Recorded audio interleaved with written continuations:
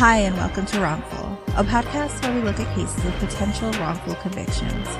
Follow along as we introduce you to our first case, the trial of Zachariah Anderson.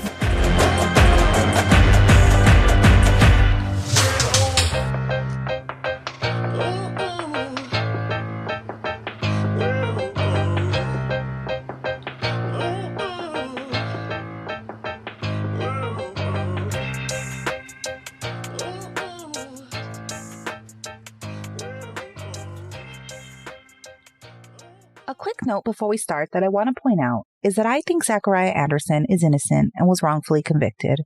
So if I come across as biased, I probably am. But with that being said, I will say that I came into this trial as a blank slate.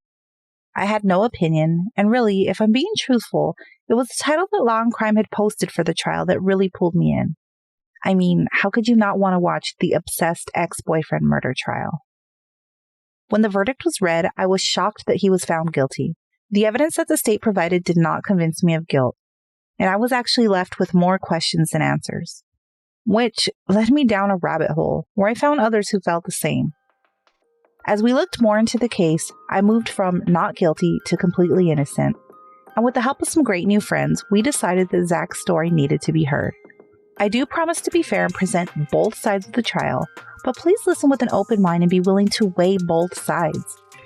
I believe that the facts are on Zach's side and they need to be heard. And now that we've gotten that out of the way, welcome to Wrongful, Episode 1, Custody Battle Gone Wrong. If you know anything about the Zachariah Anderson case, one of the major themes that revolved around it is the issue of child custody. If you or anyone you know has been through a custody battle, I'm sure you're aware how contentious they can become. Tempers can flare, and things that might have been agreed upon beforehand can be thrown out in the blink of an eye. In order to prove that you deserve custody over the other parent, there are specific things that the court wants you to prove. When researching this topic, there are a few main things that we found that were at the top of the list. Things that you could prove to win custody include proving the other party is not fulfilling their parental obligations, as in financial support or spending time with the child or children, showing alcohol or drug abuse, having a history of any violent altercation with a partner or child, also the introduction of a new romantic partner, especially one with any criminal past.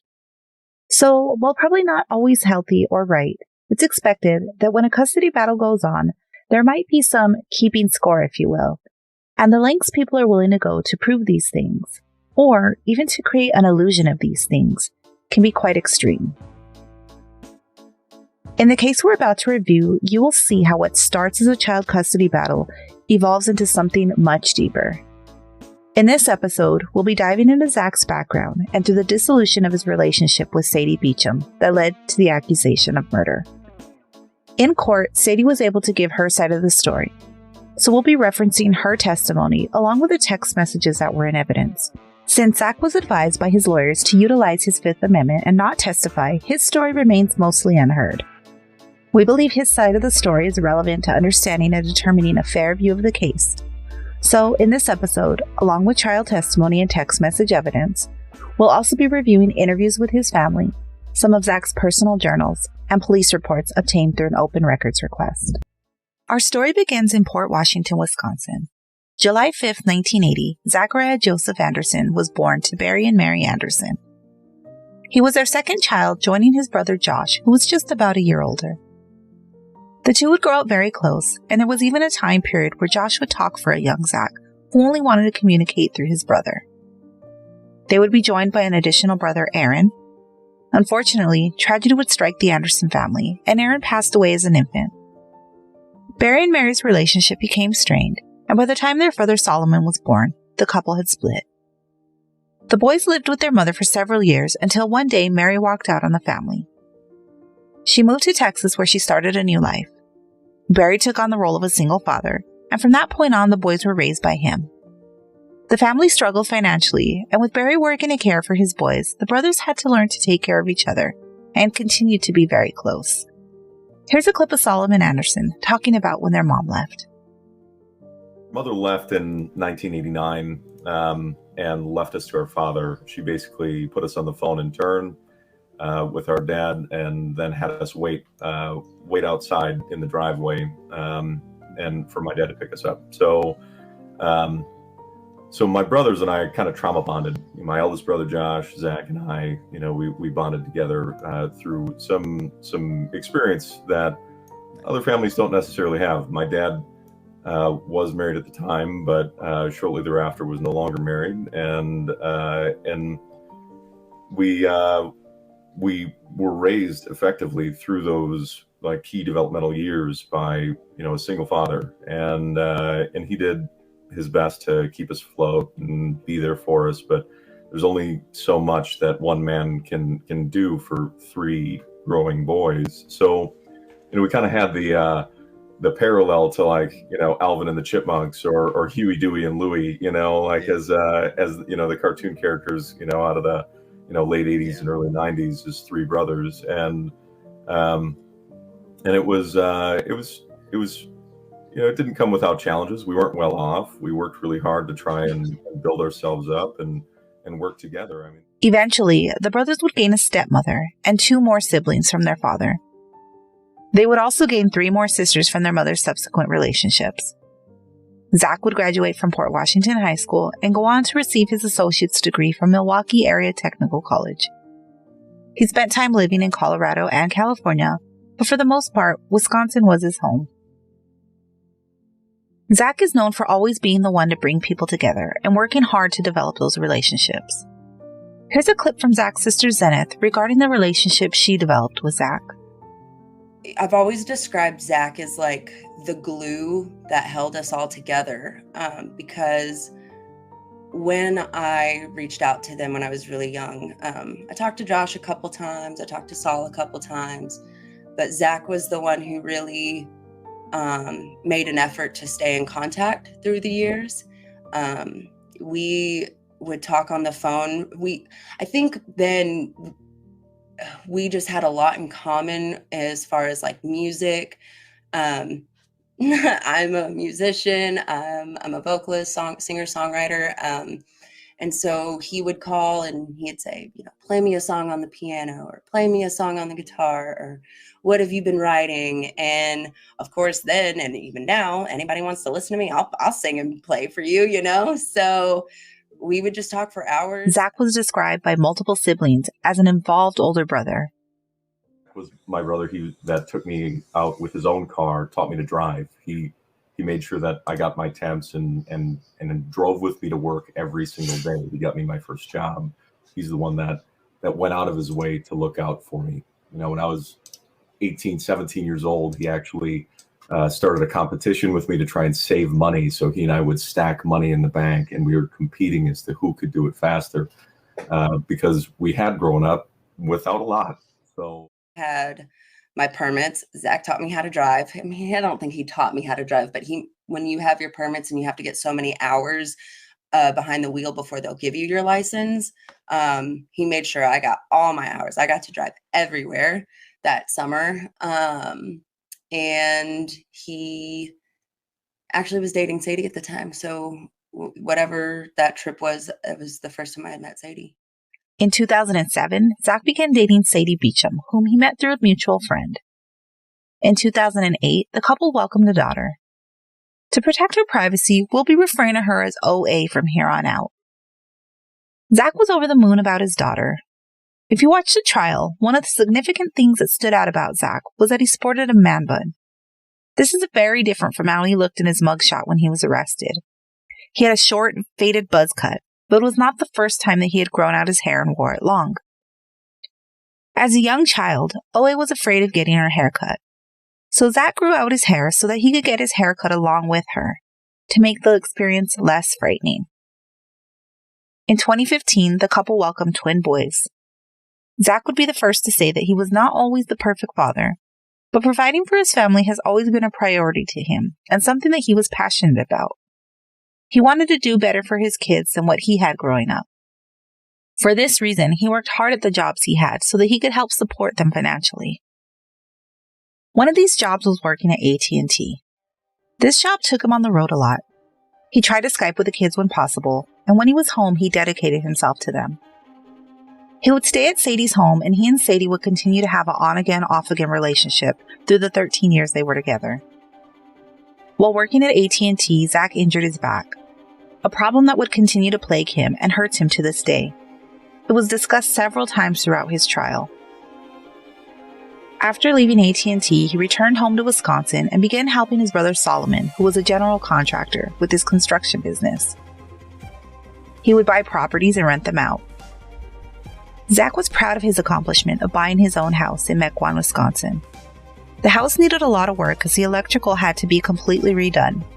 The house was in the process of being gutted, but Zach had no problem living frugally in his unfinished home because investing in his family was a priority to him. He ensured his kids were cared for financially, and he had plans to invest in a project with his brothers.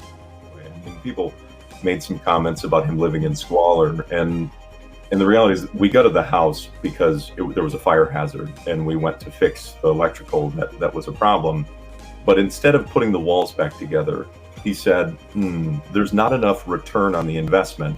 What I would rather do is wait and continue to take the money that I have and invest it in future income possibility, because we grew up poor.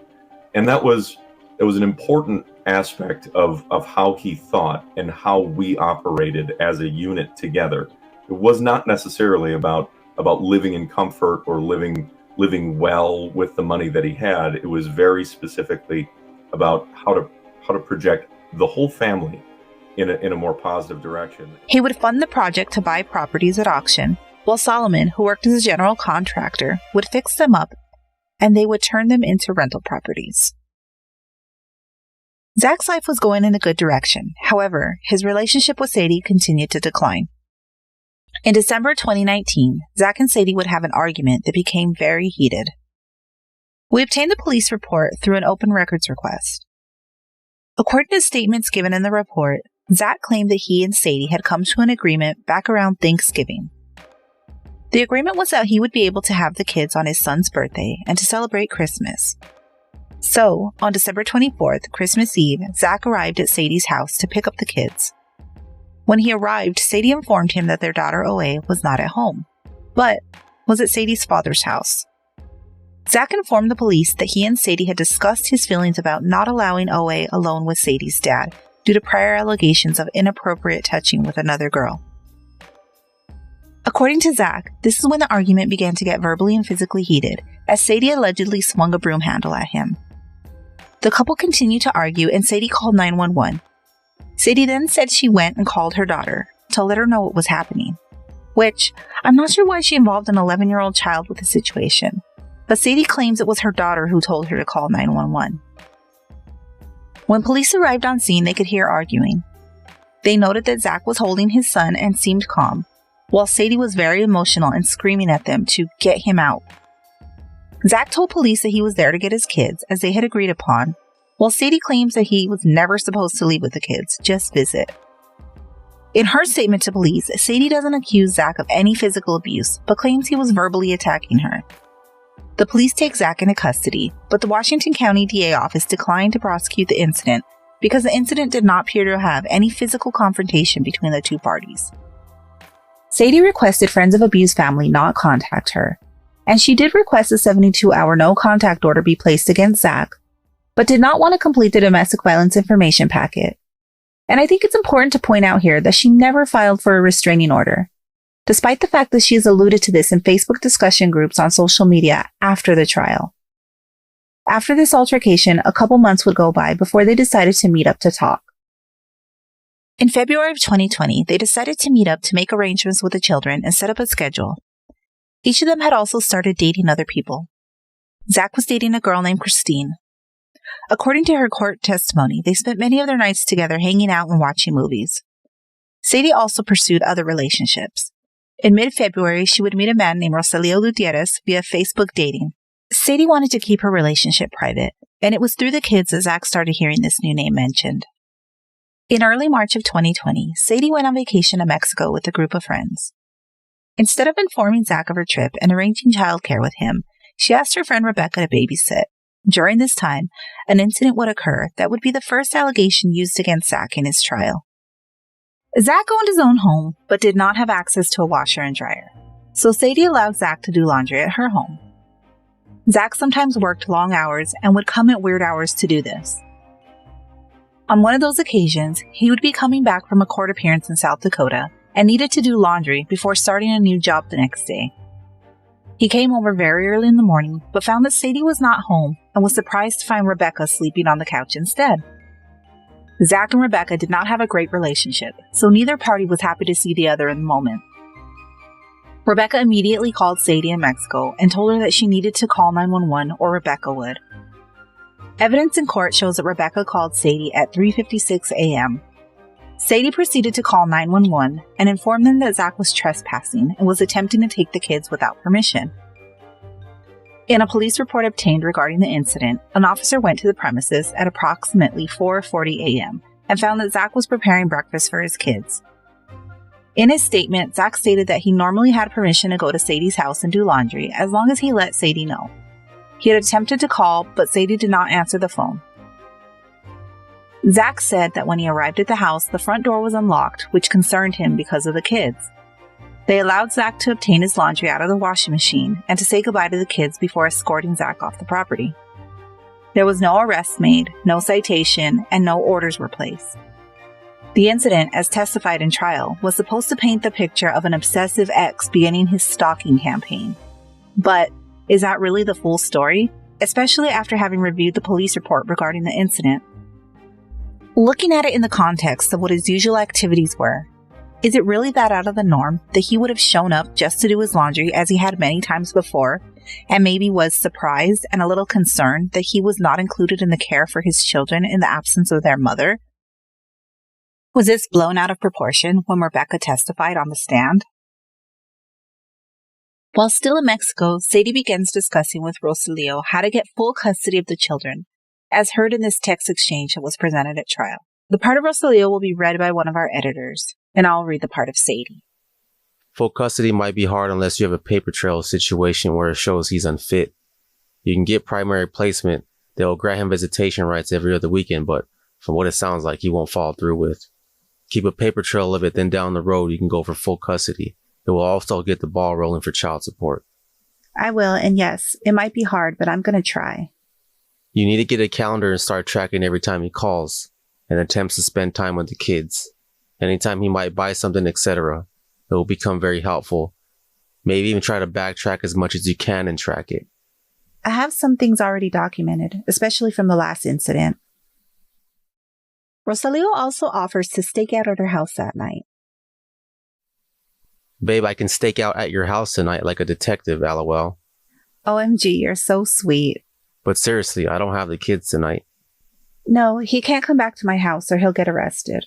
The cops told my friend to call back if he comes back. But then he mentioned something a little alarming. Or option B is, well, I do know people. Oh, I've definitely thought about a plan B, lol. It shouldn't be this hard, and I'm so mad he doesn't care what it does to the kids. That's why plan B might work. Just needs a little reminder. So, what is this plan B they're referring to? If you're keeping notes, you might want to write that one down. After the incident with Rebecca, Zach offers to keep the kids so Sadie can see Rosalio when she gets back. While he does tease her about the new relationship, his concern seems to be on his kids. He acknowledges his regret of working so much and not making his family a priority, and mentions the injury to his back from his AT&T days. Living with physical anguish and now emotional anguish, he seems to have regrets for the way things turned out, but acknowledges he wants to live the rest of his days with love and happiness. Meanwhile, Sadie and Rosalio continue to talk and pursue their relationship, as is evident in this text exchange from March 10th when Sadie returns from Mexico. Have I told you that when I kissed you, that I knew you were the one for me? And have I told you that I prayed for someone like you to come into my life? I feel like he answered my prayers, babe. I honestly feel like we have happily ever after potential feels. You did tell me, and I like that. Love confession time. I'm head over heels for you, like I totally know you are for me. Like no questions asked, you are for me. I feel some fantastic things are going to happen with us. Zach is still with Christine, but does admit to still having some unresolved feelings for Sadie, due to their being together for so long and having children together. This is something that even Christine acknowledged in her trial testimony. She cared about her relationship with Zach, but admitted that she would be willing to step aside if Zach and Sadie decided to reconcile. What we see in the coming weeks are Sadie and Zach trying to co-parent. As expected, with a breakup and unresolved feelings, it wasn't always easy and it was awkward at times, but they seemed to try to come together and figure it out for the kids. We know that Zach was still allowed at Sadie's home, which is evident in some text messages between the two.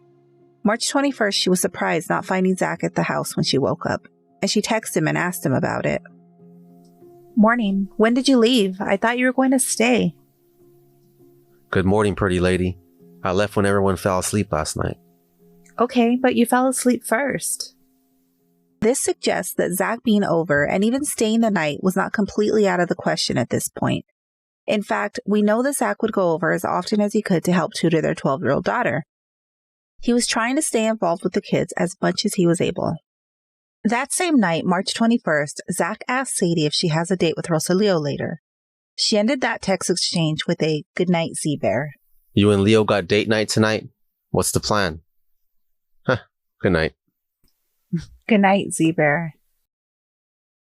It seems like an odd goodbye to send someone you're in a toxic place with, because Sadie claims that Zach was stalking and harassing her, and that she was afraid of him through this time period as testified to on the stand.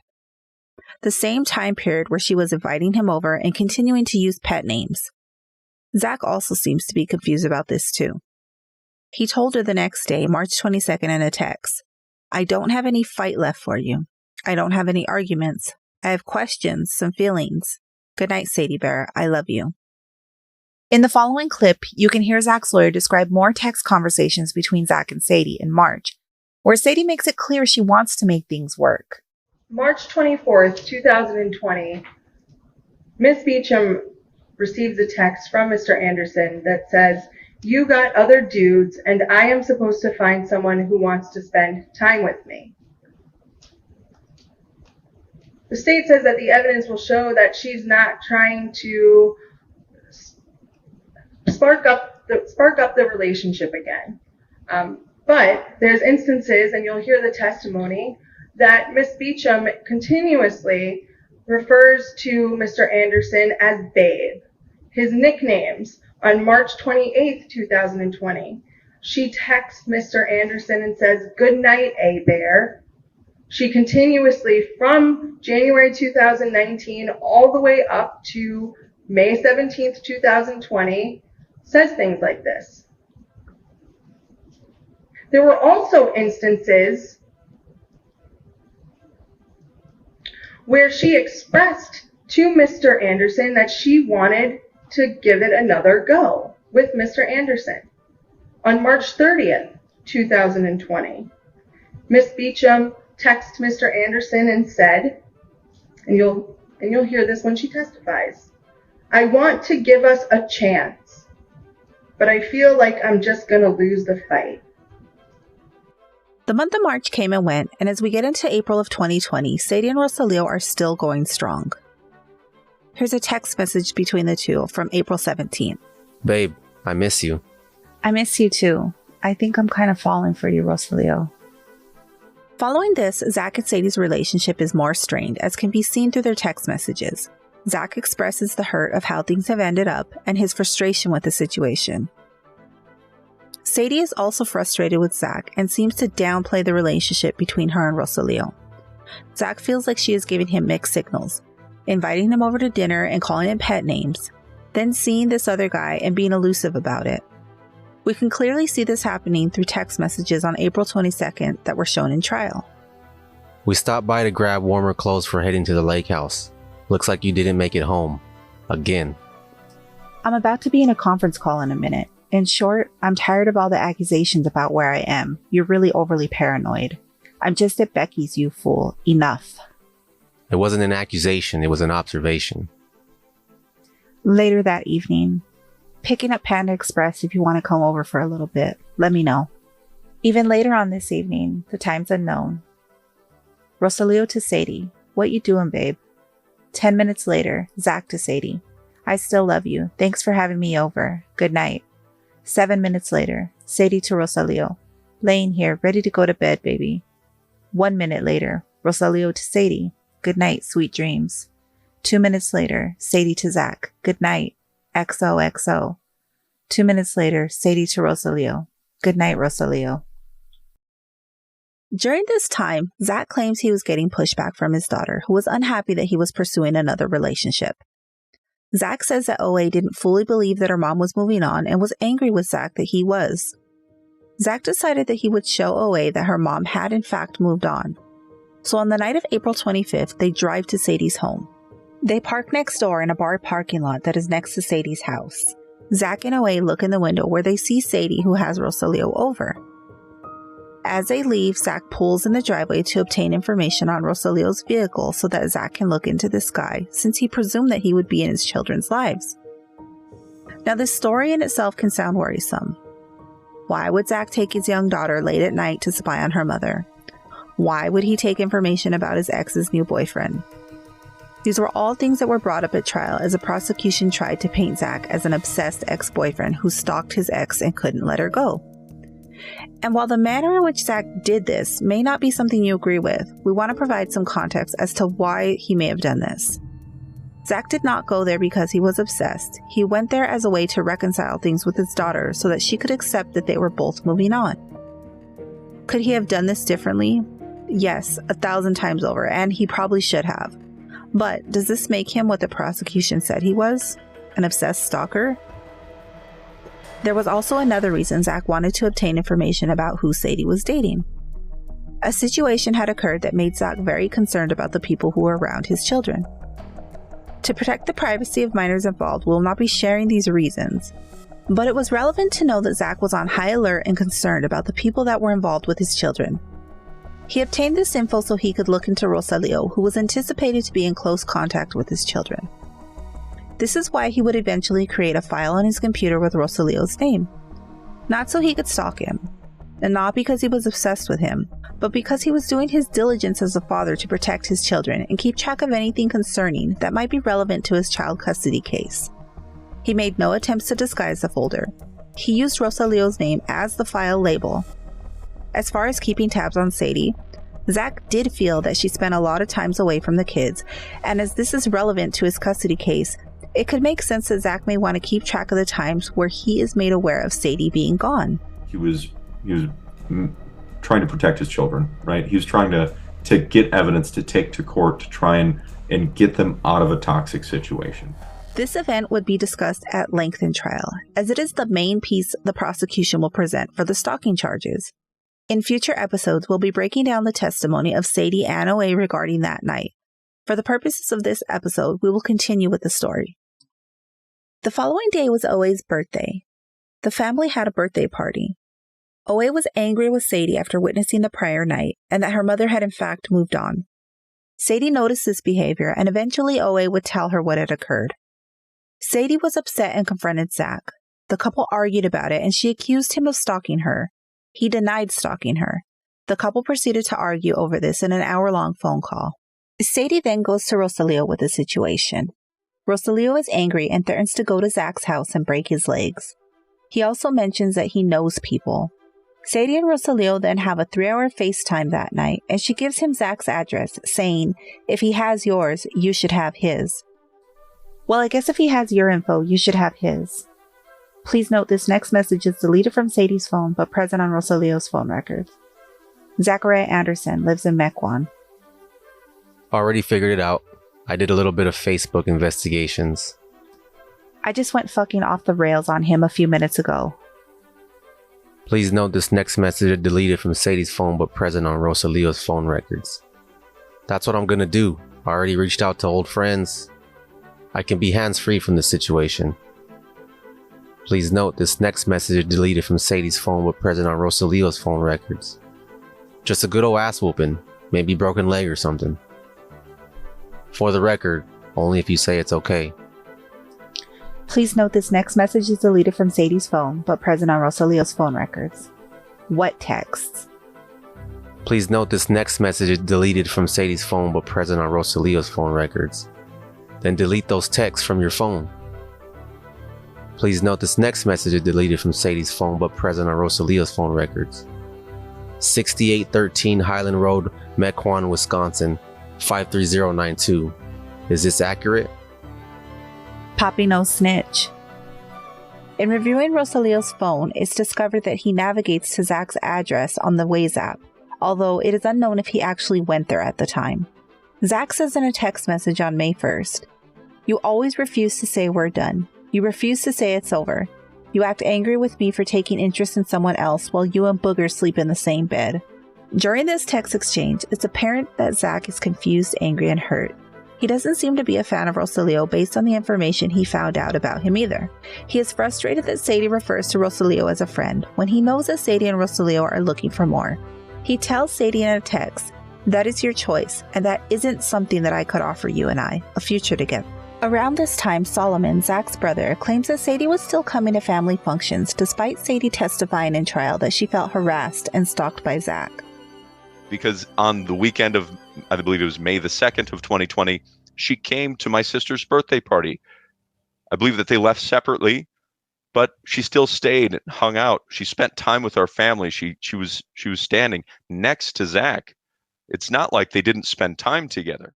On May 7th, OA, who had previously been disallowed from having a phone, drops a smartphone while they were at Sadie's best friend, Rebecca's house. She believes that Zach gave it to OA to spy. Sadie goes through his phone and looks through the Amazon history. She finds an order that was placed on April 2nd for 2 GPS trackers. It shows an estimated delivery date of April 21st. The trackers would be discovered by police unused. My brother had spoken to me at length about putting GPS trackers in my van to then let my employees drive my van to give me more time in the office. Right. So that way I could track where their locations were. And we had talked about that specifically. Right. So he had spoken about that with me before this ever happened. So did he look into that? Absolutely. You know, they have the search history. They presented that in court that there was a search of GPS trackers. Was that indicative of him stalking her? Not necessarily. Not at all. She testified that she gave this phone back the next day. The following day, Zach and Sadie discuss childcare for that day. And during the phone call, Zach drops the bombshell that he will be filing for custody. Sadie says that she also moved forward with filing paperwork for custody. They also discuss that Sadie will drop the kids off at Zach while she goes to drop a water lily off to her brother. When Sadie shows up with the kids, Zach notices that she is all dolled up. During the time of getting the kids out of Sadie's car, Zach's smartphone ends up in Sadie's car. Sadie testifies that she gets a text from Zach about how she looked dressed up with the assumption she's going to Kenosha to see Rosalio and not just dropping off a plant to her brother. So when I got to my brother's, I actually got the text message about that you just saw, the first one. And then I became suspicious, thinking, how does he know this? And knowing that what I'd seen with the trackers, then I just was on very high alert. So when I got to my brother's, I started looking through my car. I looked under the seats, looked in the front and the back, and I didn't see anything, and I just kind of shuffled myself on, and then drove down to Kenosha. When I got there, I got the second text message, and again, started checking my car. I have 2 pockets that are in the back seats of behind my seats. I was checking in there. And then the boys have booster seats. They're not car seats, they're just booster seats. So they're not buckled in. They just lift, they just sit on the seat. So I just lifted up the booster seat, and there was a smartphone, burner phone, face down underneath the seat, and I grabbed it and realized that it was his phone. I couldn't turn it off because it was protected, password protected. So I was kind of in a panic just finding it, and I was upset. I believe I went in the house and talked to Rosalio about it, and he kind of helped me turn off the phone, and I shut the phone off. All dolled up to go out and you go to Kenosha because you found my phone? Or you already had plans and just like to try to guilt me? You treat me like I'm so stupid. I had no plans to go there, actually. After I found it, I called and asked if I could cruise out and why. I didn't even go inside because he had his kid. You're stupid for trying to fuck with me, so you get fucked with back. So, which is it? Did she find the phone while she was already at Rosalio's, or did she drive out there afterwards? Her court testimony made it sound like she had already planned to be at his house that day. But, according to these text messages, it doesn't sound like that was a plan at all. In fact, she said she didn't even go inside because he had his kids. So why else would she need to go there? Was it because Zach was stupid for trying to fuck with her, so he was getting fucked with back? She said she didn't know how to turn off his phone. I'm sorry, but who doesn't know how to turn off a phone or put it in airplane mode? Why does she need to go to Rosalio's house to do that? One theory is that this situation could speak to the illusion of stalking instead of actual stalking, especially when you consider the previous day Zach had told her that he was filing for custody. We don't know how the phone ended up in the car. It could have gotten there several different ways. But if she really did find it while at her brother's, as she claims, taking the phone on a trip to Kenosha doesn't make any sense unless she wanted to have a paper trail. The story gets stranger as that night she sends Zach the song Do You Love Her by Jessie Reyes. If you look at the lyrics of this song, it describes a scorned woman who was hurt by someone she loved and wants to hurt them back. Some of the lyrics say, I should have fucked your friends, that would have been the best revenge. There's even some lines that say, and I should goodfellow you, call me Karen, waking up to my Beretta. If I blow your brains out, I can guarantee you that you'll forget her. If I blow your brains out, I could kiss it better. Even stranger, when Zach tells Sadie he lost his phone and asks Sadie if she found it, she denies it. But Zach is sure Sadie has it because he used Find My Phone app to track it, which is something people actually do when they lose their phones. The couple has several discussions. The couple argue over text messages and phone calls. Sadie finally admits to having the phone, but refuses to give it back to Zach unless he says that he's stalking her. We're unsure at what point Sadie gave the phone back to Zach, as it wasn't documented or testified to in trial. And then you continue to have an argument regarding that phone that you found in your car. So, you admit to me you put it in my car to track me, and I give it to you and ask you to stop tracking me. He then says, you required I say that before you would give it back. I don't need a phone to know where you go. I can usually tell. You then said, I required nothing but the truth. You provided that of your own volition. And then he said he wouldn't agree to return the phone until said whatever you wanted to hear. Is that all accurate? Yes. And then a little bit later on he tells you, and I called Cricket to find where the phone was. I could have swore it was in my van playing music while I cleaned. I searched and researched the van and then the house. I searched the house repeatedly the next day in front of the kids. You say, keep telling your story so you believe it, because I don't. In fact, I knew you would say all of this. You are predictable and manipulative. And then ultimately, he says to you, so maybe I'm just saying you should stop and give it a second thought before you accuse me of stuff. Is that all accurate? Yes. On May 13th, Zach expresses to Sadie in text messages the hurt that he feels. Realizing she is moving on and accepting that she's doing what's right for her, he expresses his regrets for the breakdown of their relationship and how it was worth it to try and fix that relationship with the mother of his children. He acknowledges that her doing what is right for herself is believing it isn't him anymore. Zach also records a phone conversation with Sadie this day. In the recording, they're arguing about obtaining a lawyer for court. They argue about Sadie's allegation of stalking and the phone in the car. Sadie, who was at Rosalio's in Kenosha that night, responds to him around 8:47 p.m. that he clearly doesn't appreciate anything. Around 9:04 p.m., there are deleted audio files that are from a navigation of directions to Kenosha. These are on Zach's smartphone, the same smartphone that was found in Sadie's car a couple days prior. If you remember correctly, we do not have the information on when this phone was returned to Zach. At 9:36 p.m., Zach texts Sadie, "Is this okay for now, for right now, or is there something else you want to watch?" Sadie responds to Zach with a question mark. She tells him he is texting the wrong person again, which insinuates that this isn't the first time that he's accidentally texted her instead of someone else. Sadie texts him back the following day, accusing him of following her. She claims that Rosalio was the one that said those things to her, and Zach must have been listening and repeated it back to taunt her. Zach appears to not know what she's talking about. He says he's not following her and is at work, appearing not to know that the accusal was referring to the text from the night before. This occurrence was used in trial by the prosecution to once again establish that Zach was stalking Sadie. They said that it was a practice run by Zach to scope out how to get to Rosalio's apartment to murder him. But if Zach echoed the words that Rosalio had said to Sadie that night, wouldn't it make sense for Sadie to get freaked out right then and there, instead of assuming he was texting the wrong person? Why did it take a full day for that accusation to come into play? We can't tell you definitely what happened that night, but in the trial the evidence was used to make it look like stalking had occurred.